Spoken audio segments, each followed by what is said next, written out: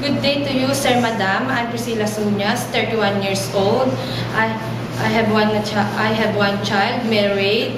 I am high school graduate.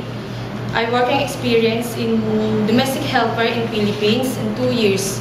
Okay, good day to you, Miss Priscilla. How are you right now? Sir, Madam, I'm fine. What do you think are the right attitude and characteristics of a good domestic helper? I'm honest, hardworking, and responsible. So can you tell me how to take care of the children? I will give them food on the time. I give the vitamins, taking a bath, love them as my own child. What if you commit a mistake? What will you do? I apologize, and I promise I will not do it again. Any message or promise to your employer?